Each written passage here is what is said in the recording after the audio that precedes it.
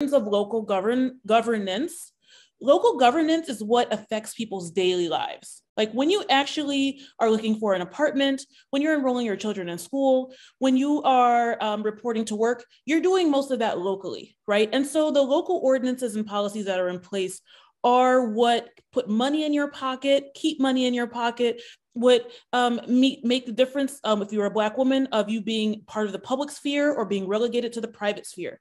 And so the grooming codes in New York, as they existed prior to New York City's enforcement guidance around hair discrimination, were such that people were getting suspended from school, right? And of course, when you're suspended from school, not only does it have a deleterious effect on your education and your reputation as a student for being troublesome, which then can lead to disciplinary and even criminal proceedings, but it disrupts your entire family. Your parents have to come and pick you up, right? And then they're in trouble at work. And so not only is discrimination just like ridiculous on its face, but it has actual material outcomes for people. And so it was really necessary for New York at the time when we were trying to push through a host of progressive policies to actually tackle that as well.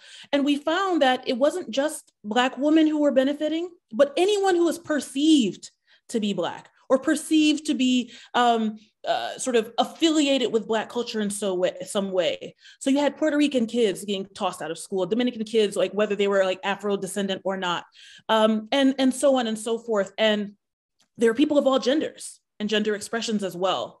And so when you were actually protecting people from that one form of discrimination, there was this like intersecting impacts that are had on their lives, and you're sort of liberating them on a number of fronts. And I think it was just really meaningful that we did that.